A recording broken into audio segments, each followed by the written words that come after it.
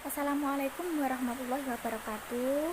Perkenalkan, kami dari kelompok 8 akan mempresentasikan tentang perbandingan semua aliran tentang kehendak Tuhan, perbuatan manusia, serta keadilan Tuhan. Nah, yang terhormat kepada Bapak Gunawan SPD selaku dosen pengampu mata kuliah Ilmu Kalam dan teman-teman sekalian yang bahagia. Perkenalkan, saya Nafiatus Zahro sebagai presentator pertama akan mempresentasikan tentang kehendak mutlak Tuhan. Nah, di sini langsung saja aliran ini berpendapat bahwa Tuhan mempunyai kehendak mutlak. Tuhan berbuat apa saja yang dikehendakinya dan menentukan segala-galanya. Tidak ada yang dapat menentang atau memaksa Tuhan, dan tidak ada larangan bagi Tuhan.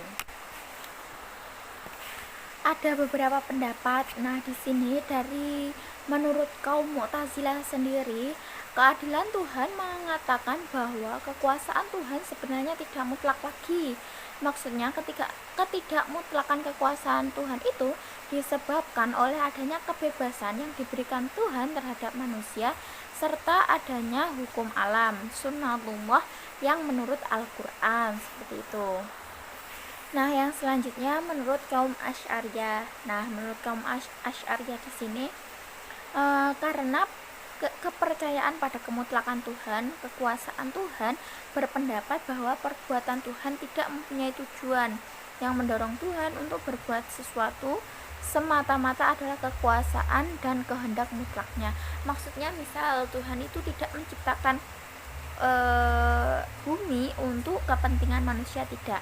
Memang Tuhan ingin menciptakan bumi, tapi tidak bertujuan untuk kepentingan manusia sendiri, kurang lebih seperti itu. Yang selanjutnya yaitu menurut Maturidiyah. Nah, aliran Maturidiyah ini terpisah menjadi dua, yaitu Maturidiyah Samarkand dan Maturidiyah Bukhara.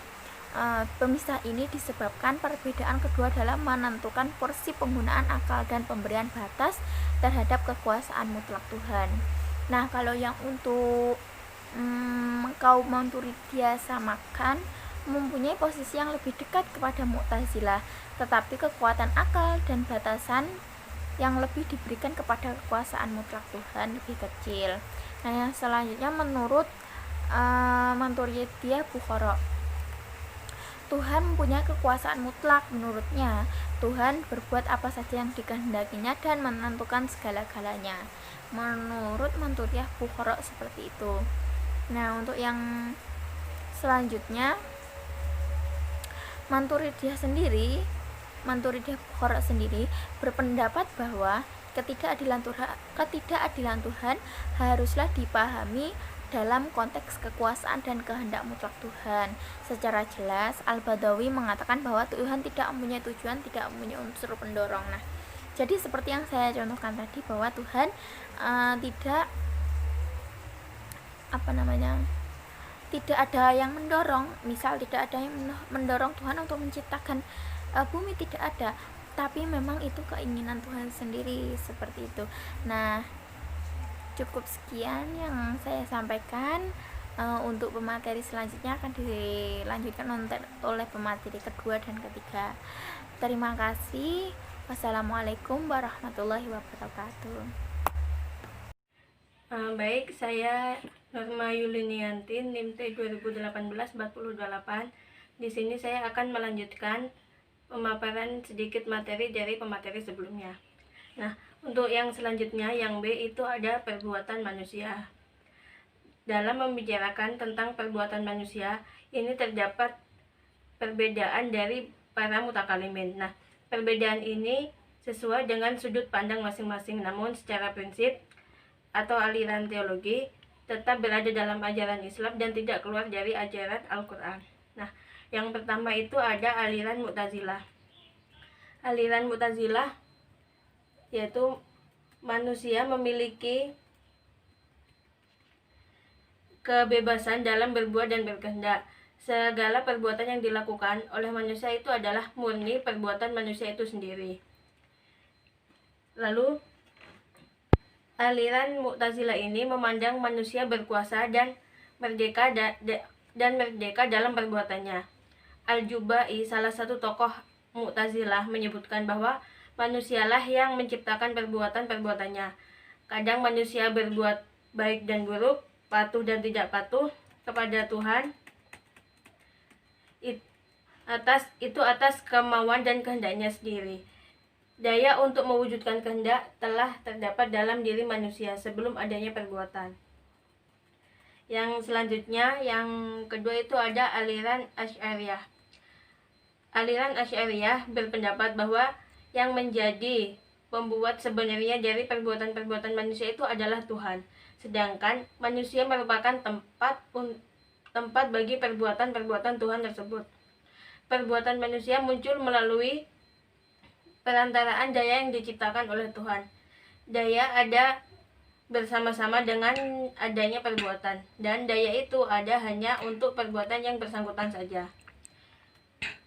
Terwujudnya perbuatan itu memerlukan dua daya. Yang pertama itu daya Tuhan, dan yang kedua itu ada daya manusia.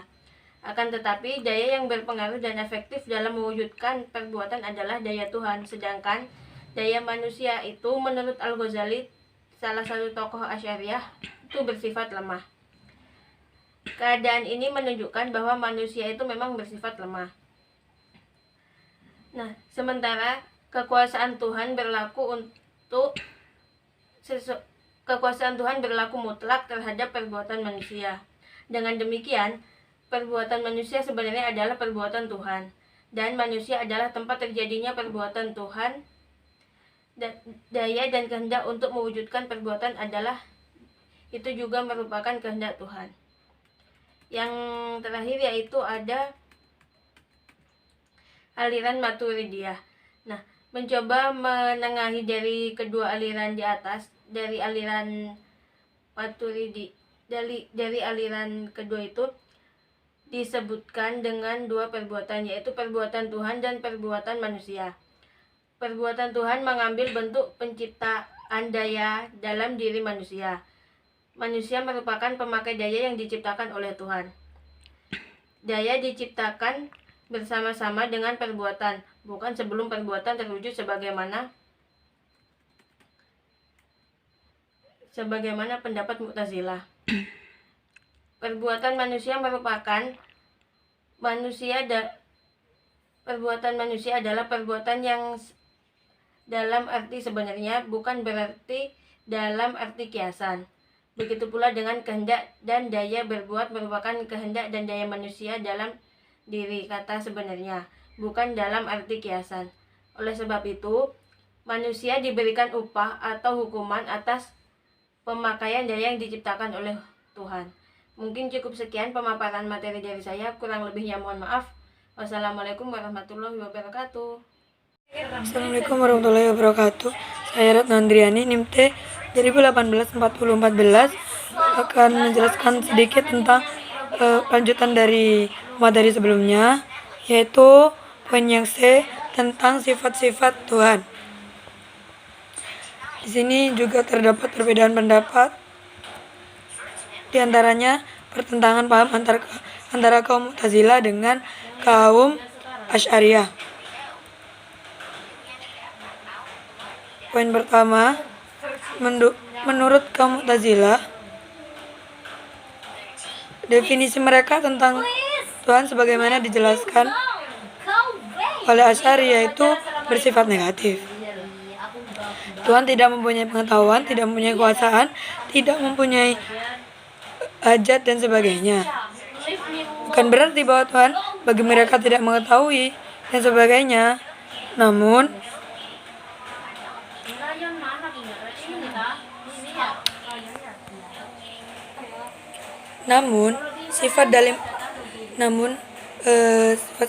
sifat-sifat yang sudah disebutkan tadi bukanlah sifat dalam kata arti sebenarnya. Yang kedua yaitu pendapat Asy'ariyah. Menurut Asy'ari, mereka dengan tegas mengatakan bahwa Tuhan mempunyai sifat. Karena tidak dapat diingkari bahwa Tuhan mempunyai sifat karena perbuatan-perbuatannya. Yang pendapat yang ketiga yaitu pendapat dari Maturidiyah. Nah, pendapat dari Maturidiyah ini sama dengan pendapat dari Asy'ariyah bahwa Tuhan memiliki sifat. Namun perbedaannya, menurut Al-Maturidi, sifat Tuhan tidak dikatakan sebagai esensinya dan bukan pula dari esensinya. Pendapat yang selanjutnya yaitu pendapat dari Syiah Rafidah yang berpendapat bahwa mereka beranggapan Tuhan mengalami banyak perubahan. Sebagian dari mereka mengatakan bahwa Allah terkadang memerintahkan sesuatu lalu mengubahnya. Poin yang D, keadilan Tuhan. Aliran yang paling kuat mempertahankan keadilan Tuhan yaitu aliran Mu'tazilah. Keadilan Tuhan menurut mereka dikaitkan dengan pemenuhan hak hamba dan kebijakan Tuhan dalam berbuat. Paham keadilan Tuhan pada aliran ini banyak tergantung pada paham kebebasan manusia dan paham kekuasaan dan kehendak mutlak Tuhan. Sedangkan keadilan Tuhan menurut paham Asy'ariyah yaitu Tuhan dalam pandangan mereka dapat berbuat sekehendaknya tanpa terikat oleh sesuatu atau norma dan aturan. Keadilan menurut paham Asy'ariyah yaitu Tuhan tidak terikat pada suatu kekuasaan kecuali kekuasaannya sendiri. Keadilan paham kaum Mu'tazilah adalah keadilan raja konstitusional yang kekuasaannya dibatasi oleh hukum. Sungguh pun hukum itu dibuatnya sendiri begitu. Ia mengeluarkan hukum sesuai dengan hukum, bukan dengan kesewenang-wenangannya sendiri. Sedangkan pendapat Bazawi tentang keadilan Tuhan adalah kilas balik dari pendapatnya tentang kekuasaan dan kemutlakan Tuhan, kebebasan manusia dalam memilih dan mewujudkan perbuatannya. Menurut Bazawi juga, Tuhan tidak mungkin melanggar janjinya untuk memberi upah kepada orang yang berbuat baik. Namun dia mungkin membatalkan ancamannya bagi orang-orang yang telah berbuat jahat. Mungkin cukup sekian dari saya.